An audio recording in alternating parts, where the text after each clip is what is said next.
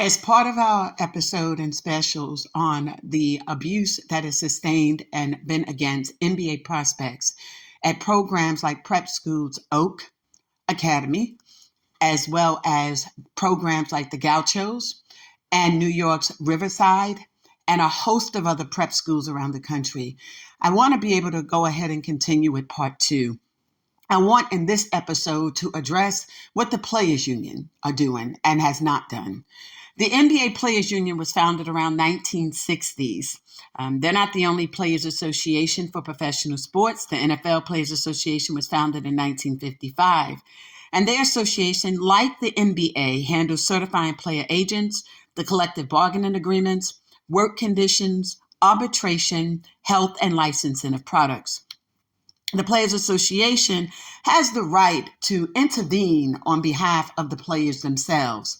The current situation with the NBA's Players Association includes, but is not limited to, financial problems. The financial problems is that it has about $248 million in revenue, but equally almost the same amount in expenses. The NBA salaries for the Players Association is what we call top heavy, meaning that the executives on the top are receiving an awful lot of money for what it is they do and or don't do. According to the last report that was issued by the National Labor Board, and also looking at some other research that is out there, the former executive, prior to the newly appointed Andre, under Michelle T., she was at $3.1 million. She no longer is with the union as of 2023. But then you have salaries that include, but were not limited to, the legal counsel, compliance officer, and salaries like that of Chrysa Chin. At $753,000, one asks, exactly what does Chrysa Chin do as a quote-unquote vice president of strategy for the NBA? We look at all the different titles that she's taken over the years of service to the NBA, and none of them seemingly give us any understanding of what the quote-unquote hat lady is doing, particularly in a salary at $700,000+. How does this tie into the Oak Park case? As follows. In her capacity with the Players Association, one should have thought whether she was operating under the NBA Vice President of Players Development or under her newly appointment as of 2022, the Players Agent side, the union side, as the strategist. Why was she silent with regard to bringing together these players who had participated in prep school programs like Oak Academy, as well as those who participated in programs like AAU, Gaucho, Riverside, and other prep schools, many whom had experienced mental, emotional, psychological, physical, and even sexual abuse. States like New York had 3 legal methods available for these individuals where they could have moved forward with litigation. It includes, but is not limited to, CVA, Child Victims Act.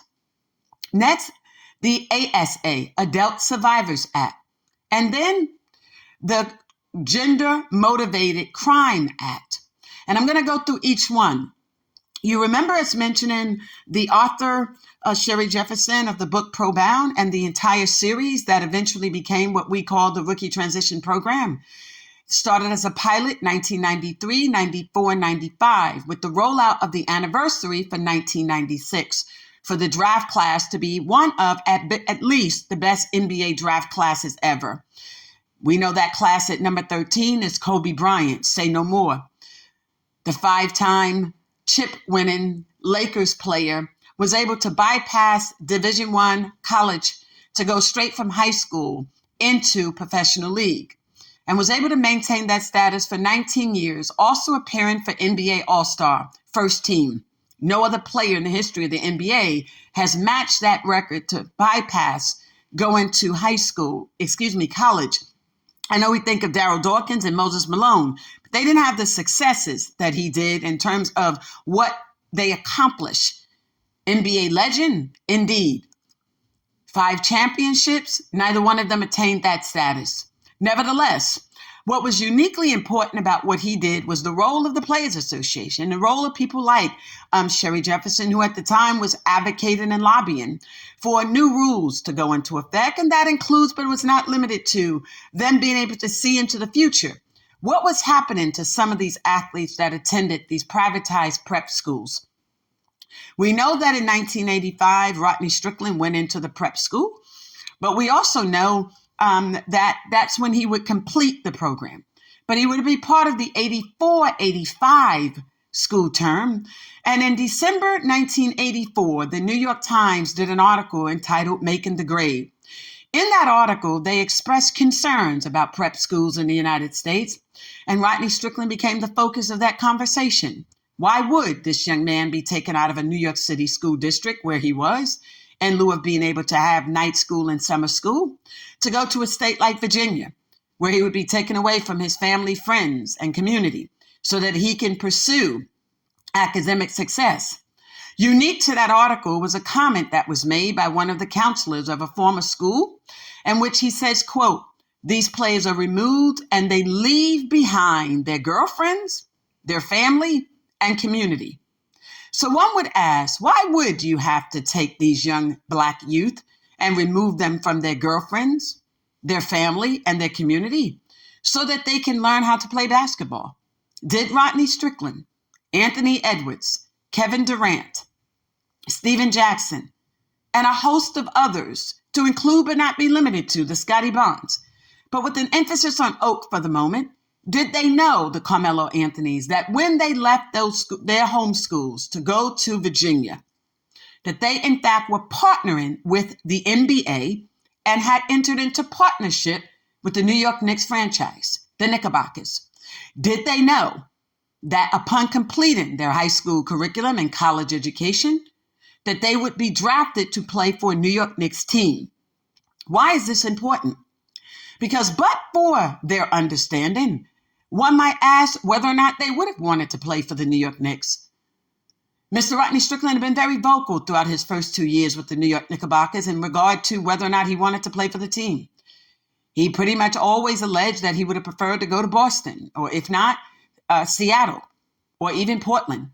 Eventually, he would have the opportunity to play for Portland, but not before being drafted first round 19th pick. For those of us who follow the history of basketball, we will remember that Rodney Strickland played for DePaul. Interestingly enough, for someone who was accused of failing his high school years at Harry S. Truman High School, which is one of the best comprehensive schools in the country at that time, excelling and having their graduates to attend some of the top high schools programs, as well as some of the top college programs in the country. The high school programs that were extended to Harry S. Truman were specialty programs that co-opt them from half days at Harry S. Truman High School, connecting them as high school students to local colleges. And so when we talk about Sherry Jefferson, the author of Pro Bound, she was one of those such students. She completed Harry S. Truman High School at 16 years of age and would also have a CLEP. By the time she entered college, she was a sophomore. That was not just limited to her.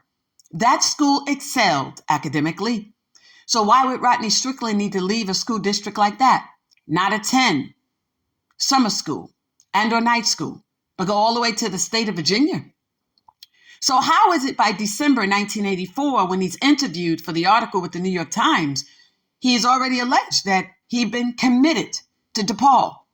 Well, how can he commit to DePaul within 4 months of matriculating at this prep school, when allegedly he wasn't excelling academically at Harry S. Truman High School? So how did he manage to complete the coursework that was due for his junior year and at the same time be able to excel and meet the coursework requirement for his senior year? We know that when he was at Truman, he did have assistance and his homework, classwork, schoolwork, but that was through a friend, respectfully.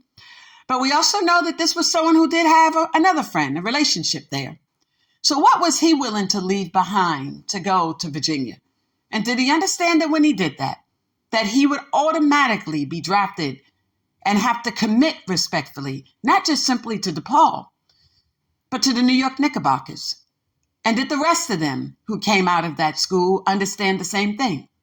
At first round 19th pick, Rodney Strickland would only be engaging and or making $250,000 a year, compared to those who came picks 1 through 3. Those players were making $1.5 to $2.5 million. That's a drastic cut in salary. Rodney Strickland was, by all accounts, considered one of the best point guards in the country at that time, one of the best ball handlers, not by our standards, but in the game between DePaul and Georgetown. They said as much. And that 1988 game. And so if in playing in that 1987-88 school term, we know that he was suffering academically. Initially, when he got to DePaul, he missed the first 3 games because he was in remedial courses and they wanted to make sure that he could excel academically. Isn't that an interesting conversation? How is it that he goes to Rice High School in the Bronx, New York, where he excels academically, 9th and 10th grade at JV, junior varsity? He then has a conversation where he now wants to play varsity. But everyone knew that when you go to parochial schools in New York, run by the Archdiocese, the Catholic schools, that 9th and 10th grade is JV. But Rodney Strickland wanted to play varsity. So interestingly enough, when he has the opportunity to play varsity, he's now going to Harriet Truman High School to do so. And then he leaves. But did Rodney Strickland leave Harriet Truman High School strictly and only because he was not excelling academically? When Coach Steve Lappers and Lou came to the school to have a conversation with some of the students with regard to where Rodney Strickland had gone and where he was going. By now, Coach Lappers had accepted employment opportunities at Villanova. One would think that Rodney Strickland would have gone to Villanova, but he committed to DePaul. But prior to committing to DePaul, he has to go through the Oak program, where there were many who said they do know for a fact that he had experienced problems when he was there. That included mental, emotional, physical, and even psychological. And that at some point in time, that Rodney was literally having to go home almost every week or every 7 to 10 days in order for him to mentally prepare for the challenges that he endured in Virginia. What such challenges did he endure?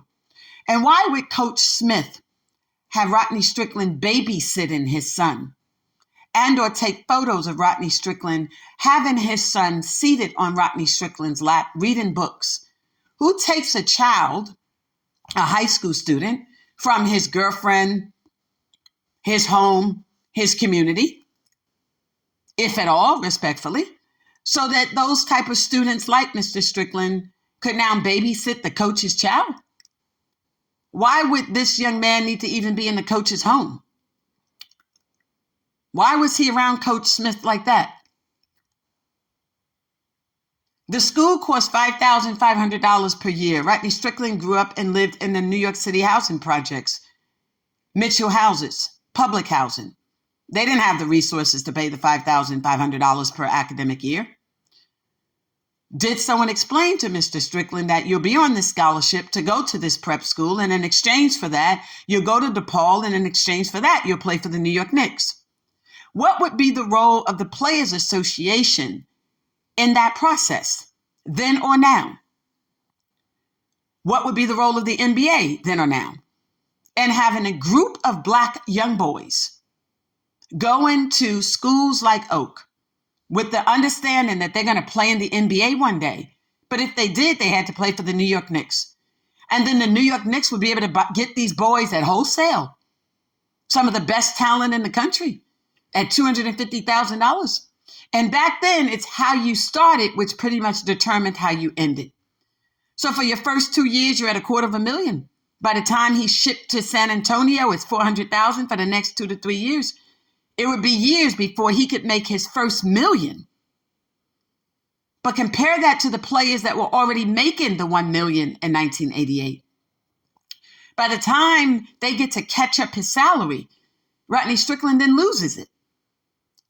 You have almost a 5-year contract at $10 million per year, possibly, by the time you're at Washington. And then you have an incident there with you and Tracy.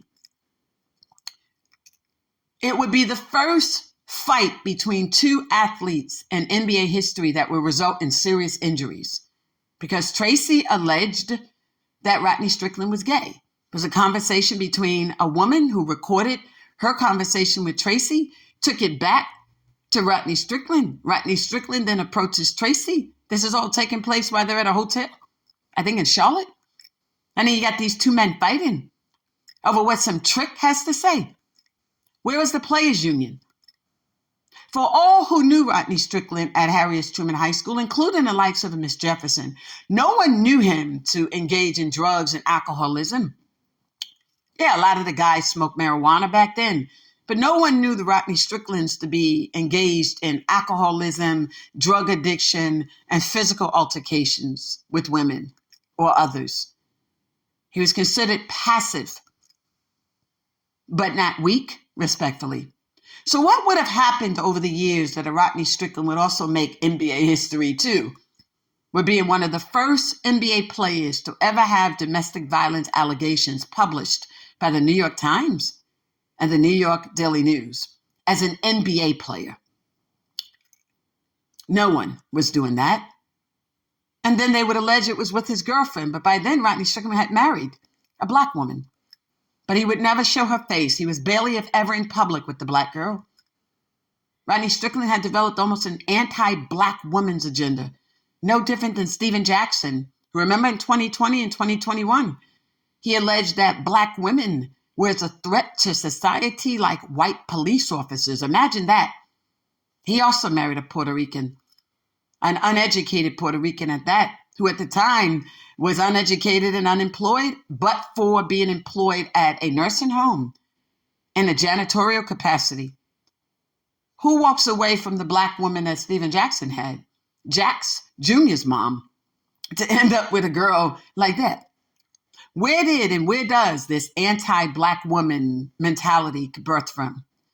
And you look at the history, even of the Kevin Durant, the number of white girls who are into porn and pornography and prostitution, who will all tell you they know Kevin Durant. Where does this history of all these black men come from that they are anti-black women? Is that what they're being taught at the school in Virginia? That they all come home and they're belligerent, violent, disrespectful, with the mindset that they have to date white and or Spanish girls in order to be accepted in society and or to deal with the quote unquote mental, emotional, psychological, physical, and or sexual abuse? Where does that come from? And where is the players union and being able to assist these guys? A multi-billion-dollar settlement awaited many victims through the diocese. Would Rodney Strickland and the likes have qualified? The fact that he could not wait to leave Rice High School, he claimed because they wouldn't let him play varsity. But every 9th and 10th grader knows you won't play varsity in the parochial schools in New York. So he leaves there. Right when you could stay now in your junior year to play varsity. Now you end up at Truman High School. Well, okay. If now you're there and you're playing at Truman High School, why would you now leave your senior year? Because by now, what is interesting, the coach from Rice accepts employment opportunities at Truman High School. He would have been the coach for Rodney Strickland during Rodney's senior year. But Rodney bails out. No one even knew he was leaving. How do you assist your teammates in winning a city and state championship? Then you just disappear. No one knows where you are, what you're doing, until they read about you one day in the newspaper and they find out you're in Virginia. How does that happen? Was he really trying to get to Virginia because he did not excel academically? Or was that the way for him to be able to escape again the coaching staff at Rice High School? Maybe, maybe not. But what we do know is that there's billions of dollars that are being paid out for CVA cases. The Child Victims Act was a piece of legislation passed in New York. People like Miss Jefferson, the founder of the African American Juvenile Justice Project, have been working with legislators like Gary Greenberg and Protect New York and other organizations in an effort to get legislation passed that's called Look Back. Look Back legislation means that if, in fact, you were a victim of rape, sodomies, physical abuse, sexual abuse, and let's say you were 12 and you're now 50, you can go back and you could sue. The Child Victims Act of New York extended its deadline 2 to 3 times. And then extending that deadline 2 to 3 times through COVID, and then added another extension into 2021, 2022. Where was the players union in being able to say to these players in the NBA that if you attended a parochial school, a Catholic school, a New York City public school, schools in Long Island, anywhere in New York, if you attended camps like Fresh Air Fund, if you were part of the Gauchos, if you was part of Riverside, that and all these other programs, AAU, as I stated, that you, in fact, would be able to bring litigation and or enter into settlement negotiations? Where was the Players Association in saying to these players that you can do this? You have people who have received upwards of $95 million, a single plaintiff. Some are receiving as nominal, respectfully, as $5 million to upwards of $95 million through settlement and or through jury. Most are also going through bench trials. These cases are being filed throughout New York. At one point in time, Poughkeepsie reported there was 4,800 cases filed in just one day. So where was this Players Association, the Chrysa Chins, who makes $753,000 per year, as this so-called vice president of strategy? She came in the NBA in 1991 as an assistant, a secretary to the executive of the Players Union. Then she was complaining. She had problems and reporting the players. She was no longer employed with the NBA, went on to Nike. That didn't pale out for her either. She would come back to the league a few years later. So then she's now working on the NBA side. At some point in time, she's called the Hat Lady. Others would call her the Snitch. She would tell the NBA what was going on the player side. The player side would learn what was going on in the NBA side. Then she would misrepresent material facts like she, quote unquote, founded the rookie transition program, that she was the person who executed the, quote unquote, groundbreaking rookie transition program, that she founded and executed the groundbreaking rookie transition program. Lie, lie, lie, lie. From 2012 up until 2025, as soon as Commissioner David J. Stearns, the late commissioner, announced that he would be retiring from the NBA in 2012, Chrysa tried to jump out there. And with the help of alumni, the Rodney Stricklands of the world, that little core group, he's really been trying to push her in that direction. We know that they share an address together in New Rochelle. Don't know why Mr. Strickland's name is mentioned on that address, but it is with Chrysa Chin, along with her daughter and her son.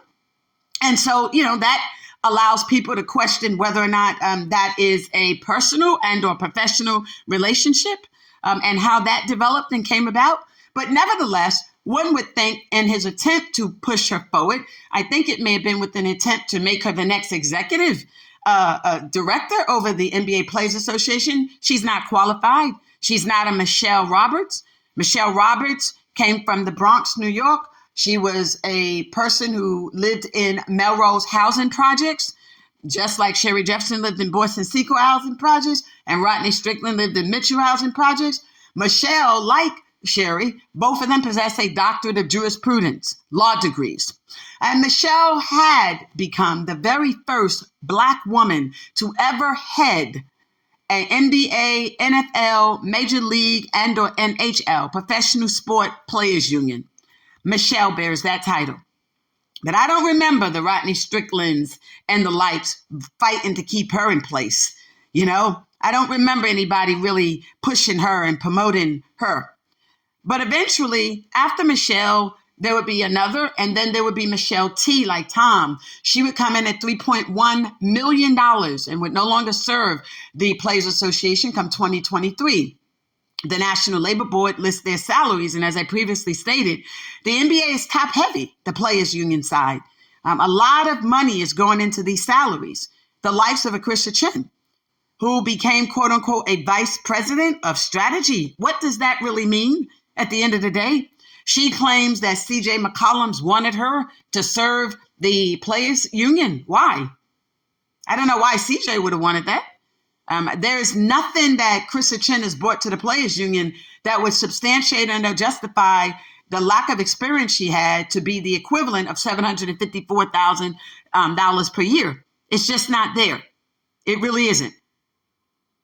And if you follow anything on her postings or even her personal Instagram page, in the last 7 months, she's only posted 2 athletes, one being Rodney Strickland, right? And so that is a trip he took with her for her to get an award in Baltimore, Maryland. Go figure that. The other is Carmelo's enshrinement for the Hall of Fame. Don't know how he got that, respectfully, because it was vowed that he would not, particularly since he was responsible in part for one of the worst brawls in NBA history in 2006, the New York Knicks and the Denver Nuggets. That resulted in the highest number of suspensions as well as fines. But nevertheless, we look to find out exactly what Chrysa Chin is doing, because what she should have been doing and what the NBA Players Union could have done was work together with the New York legislatures, the lobbying side, in an effort to either create a method for those players who came through the league to be able to file and or participate in litigation like the CBA, or the other, which is the Adult Survivors Act.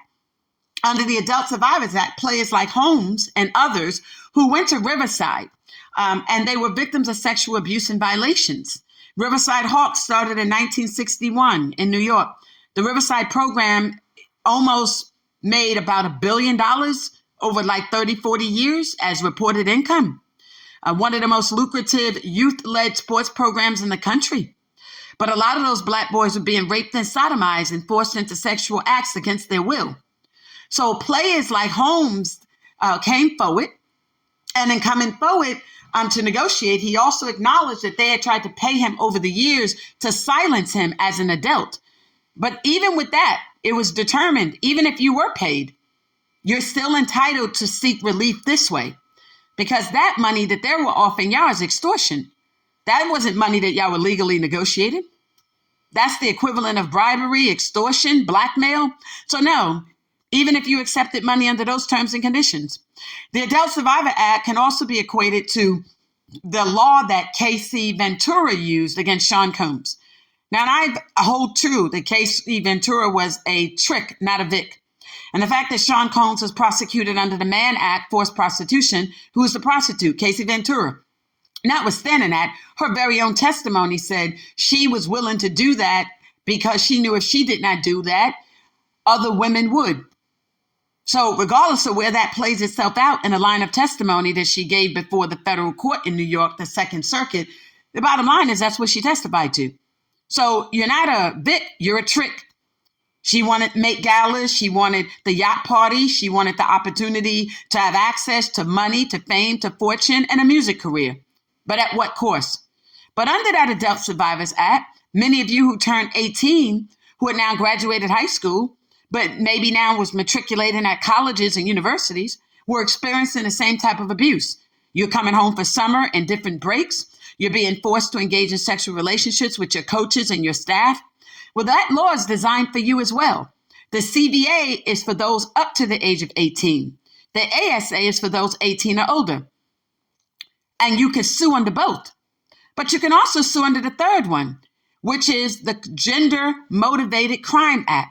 So if you are a Black boy, for example, and programs like Riverside or the Gauchos or Oak was actually pursuing you at New York City schools and or taking youth out of New York to bring you to Virginia with the intent as Black boys to violate you mentally, emotionally, psychologically, physically, sexually, then you could pursue under that particular law. Why didn't the Players Union let you guys know that? You all are ripping and running around talking about, Chrysa Chin did this and Chrysa Chin did that, and she single-handedly saved your lives. Did she? Because when I look at the person who made that comment, I look back over Rodney Strickland's life. K through 12, there was no Chrysa Chin. At DePaul, there was no Chrysa Chin. 17 years in the NBA, there was no Chrysa Chin. When he retired in 2005, for the next 8 years, he's under Coach Cap, who's down at St. John's. But Coach Cap had him at Memphis and at Kentucky. And at some point, 2010, 2011, he sought services through Lucas. So those are the persons who single-handedly saved him. He didn't get to Cap and Lucas through Chrysa Chin. In fact, when he got a DUI, that particular incident, how bad it was in 2010, caused him to send a text message to Coach Cap. And he says to Coach Cal, and he says to I call him Cap. He says to Coach Cal, who's now in St. John's, he says, I'm done. That's what he texted him. And Coach Cal was like, nah, you're not done. Just handle your business. But for 8 years, Coach Cal is the one who really blessed him and helped him at Kentucky, at Memphis, and put him on that journey. And then by 2013, it's Rodney Strickland, who on his own says he's going to go back and he's going to finish school and work on his marriage, because he really had not been working on his marriage. He'd been flying this girl, Arlene de Valley, back and forth from Memphis to hang out at casinos and hotels, and she had his business all in the street. That girl got 5 babies by different men. 5 babies by different men. That's the one Tupac was like, they had eggnog on her face. Imagine that, him and his entourage. Okay, then she got another baby by Devontae. And then we don't know who the other baby daddies are in her life, but there's 5 children. Imagine that. Okay. And at one point she was saying she had a sucker in the NBA. Nobody knew who the sucker was. And then the sucker was Rodney Strickland. All right, it is what it is. Then it was the boy is his and the Dalen the boy was not. You figure it out. But at the end of the day, he supposedly goes back to work on his marriage. But how did Rodney Strickland become an alcoholic? Rodney Strickland wasn't known to be an alcoholic, one to use drugs, one that was violent and engaging in domestic violence. So where did that come from? Was that part and parcel of the Oak experience? You look at the history of all these athletes that came through that program. And one question is, how did they get where they got? And what role, if any, did the Players Association have? The National Basketball Players Association has the ability to challenge the National Basketball Association, and for what is in the best interest of their players and the sports. And those interests include, but we're not limited to, not just simply league revenue, salary cap exceptions, trades, free agency, licensing, the college draft, and the rookie salary scale. And I'm quoting from the book Pro Bound, Do You Have What It Takes to Become a Professional Athlete? But it also included, but what is not limited to, situations like this, where there are billions of dollars available. Did these athletes not know? Because I know none of them are that rich now that they don't need the money. No one is that rich. In fact, you will look back and you think an athlete like a Stephen Curry is $50 million a year. A boardroom published that the 3 billionaires, respectfully, of the NBA, Kevin Durant, LeBron James, and Steph Curry. But what it doesn't tell you is the $50 million per year that Steph Curry was making breaks down like this: 39.6% in taxes. Imagine that. Plus the jock tax that's only paid by NBA and NFL. Now, Miss Jefferson advocated years ago for the jock tax, and guess what? She was successful. Major League Baseball didn't have it, and neither did hockey. So the group that she was with, okay, when it came down to the NBA and the NFL, was like, what do you guys want to do? Gene Upshaw back then wasn't trying to do anything as head of the Players Association. Then the NBA was the same thing. Are you guys going to come on board? This is what we need to do. So 2 sports dominated by Black athletes pay the jock tax. Not Major League, not hockey. Your jock tax could cost you upwards of an additional 14.75%.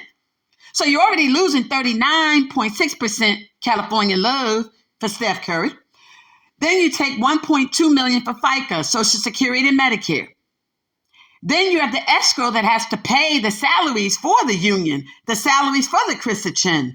This is why their salary should be important for you guys, because your escrow goes to pay for that as well. By the end, Stefan's salary goes from $50 million to $17 million. You guys lose almost $35 million for taxes. So what is your players union really doing for y'all? Okay, Pro Bound. Do you have what it takes to become a professional athlete? That's Miss Jefferson's book. That was the one who started the rookie transition program. This is the educational services she was trying to provide you guys. Okay, Chrysa Chin didn't do none of this stuff. She wasn't part of any of that. The first class was orientation in 1986. Chrysa Chin wasn't even thought of in the NBA. She didn't come until 91. By the time she came back, the late 90s, they had already had the rookie transition program in place in full effect for that draft class, the best to ever do it. Kobe Bryant type. Imagine that. Now, I know, like I said, we have the Moses Malone and the Darryl Dawkins, but no other high school player did what Kobe Bryant did straight out of high school. 5 chips, 19 NBA All-Star appearances, first team. Imagine that. And only one team in the NBA, Los Angeles Lakers. 2 jerseys, 8 and 24. Imagine that.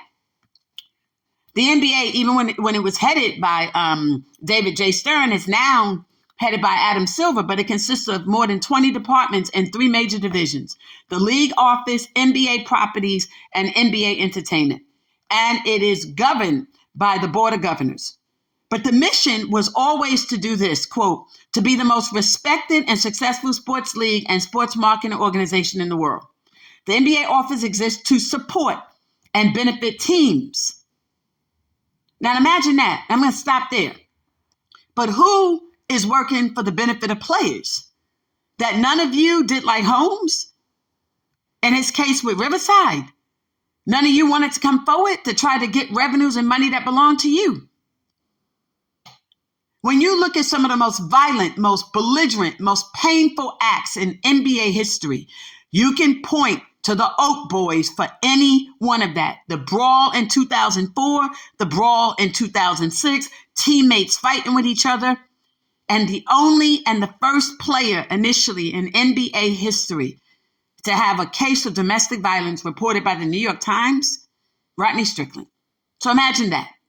This anti-Black campaign that you guys had with women, where all of you decided you want to go white women and Puerto Rican women.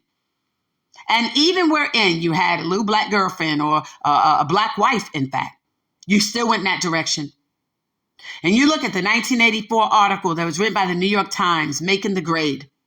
As I previously said, he says in there, quote, leave your girlfriends, your home, and your community. That sounds like the setup for someone to rape and violate and mistreat Black boys and do it in such a way where they knew that those boys would have no form of support system around them. No girlfriends, no family, no community. Who needs to take these boys out of these schools to bring them into the league? So through all this negotiation that y'all claiming you're doing, why are you all still taking kids and bringing them into prep school environments? I know that's definitely an issue we want Congress to consider and state legislators. Because here's the deal.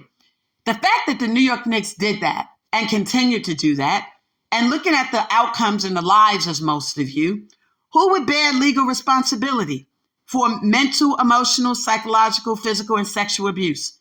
The NBA, the NBA Players Association, as well as the New York Knicks, and any other franchise that knew and or had reason to know that while you boys were going to be on this particular campus or in these AAU programs or these other prep schools, that you would be subject to such abuse. They are responsible for the outcome of that. And your players union and the Chrysa Chins of the world should have done something about it. But how could y'all have expected this inexperienced girl to come out of nowhere and think that she knew her butthole from the nearest hole in the ground, as they used to say? She didn't. And y'all have continued to give her title after title after title with hopes, I think, that you guys thought that somehow, some way, that she would be able to rule and reign as an executive director for the Players Association. No way. The NBA Players Association failed you all in the space that you all were not able to timely file your lawsuits and or your complaints and or have mediation or negotiations so that you too could receive settlements. That's what should have been entitled to you all. That's what you guys should have done. You know, when you think about it, the league office consists of departments dedicated to the development and successful execution of the game of basketball, as well as the administrative departments that have encouraged the success of the NBA. And that includes the following departments: administration, business affairs, communications group, corporate affairs, events and attraction group, finance, human resources, legal operations, player programs, security, and team services. The team services division players program and communications in the legal operation had a duty to you all to inform you. If you have gone to any prep school, if you've been to these private schools, if in fact you even went to parochial schools, like I said, did Rodney Strickland flee Truman for his senior year because the coach from Rice was coming? Or was it truly because he had failed his classes? And if he did fail classes, how was he able to successfully turn it around in less than 4 months, where you pick up your junior year and your senior year, where you can commit to DePaul by December 1984? When did he take his SAT and his ACTs? We know when he got to DePaul, he had to miss the first few games because of academic sanction. We know when he was at Truman, he did have the benefit of having someone he could trust to help him with homework and classwork, or a person who did try to make sure he had his homework and his classwork, right? Until he started smelling himself, quote unquote, right? So, but what happened that forced him out of Truman? Was it Coach Steve Lapis? Was it Lou of Rutgers? The Gaucho program? Was it him? Was it a demand that he go this route for Virginia so that he can ultimately play for the New York Knicks? And then New York Knicks get all you black athletes at wholesale. You got him at $250,000. Did he know that? So what role, if at all, has the Players Union played? And here's the deal. Players like the Scotty Bonds and a host of others are still going through prep programs. And the goal should be to close down these programs. These are basketball farms. And we do not need to continue to have these farms to stand in the way of your mental, emotional, psychological, and physical, and even sexual development. Because then after that, most of y'all started coming into the black community. You didn't want black girls. You immediately came from a lot of these programs, and colleges and universities went to these white girls and Puerto Rican girls, chose to marry and or have such meaningful relationships with them. But then eventually y'all found your way back to the black girls in a violent way, in a belligerent way, sexually assaulting some of them too. Finding yourselves on HBCUs passing herpes and gonorrhea. We then begin to question a blog that exists and who is responsible for this blog. On this blog, it lists athletes ranging from the Michael Jordan types all the way through the Curry types. Your penis size, whether you have herpes, gonorrhea, or syphilis, or other diseases, what it is you enjoy sexually, then your salaries, whether you're married or single. We wondered who would have access to that type of information.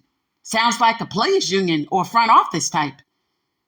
Sounds like somebody has access to the tunnel and the locker room. And I wondered if it was, in fact, posts made by Chrysa Chin. I wondered who would know who went on the trips to the Bahamas and to Cancun during NBA All-Star Weekend. I wondered who would know what Mr. Stephon Curry did and did not do. Surely you don't have this many individual girls doing this now. This is coming from one person. These are their posts. Why are they more concerned about that than your overall well-being? Imagine that. Who would know that Mr. Strickland back in the day was flying Arlene Duval back and forth?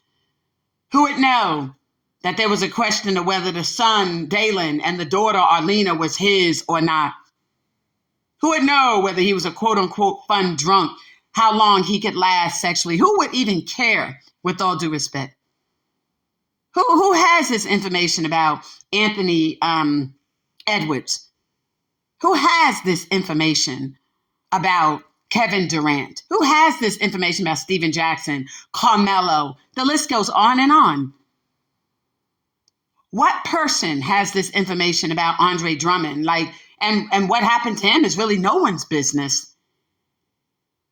But what is being done about the information that these people do have? And why didn't the Players Union use that in an effort to make sure that they could enhance and improve your lives? Why weren't they part of a lobbying system in an effort to make sure that the New York state legislatures, if you were in Virginia, but you was a New York resident, they would still have to pay you? Why didn't you all know that Riverside had litigation and it's still pending, where athletes like Holmes and them will make millions? And for most of you being in retirement age, every extra amount does count. The NBA and the NFL remains the highest taxed professional athletes anywhere on the planet. It's unconscionable. You will lose almost 45 to 58% of your income through taxation. Imagine that. And you all are out here talking about Chrysa Chin single-handedly changed your life. I'm sure she did. You got to still work because of her, right? This is Lisa Hampton. Love is selflessly authentic. Having all money, power, talent, opportunities now.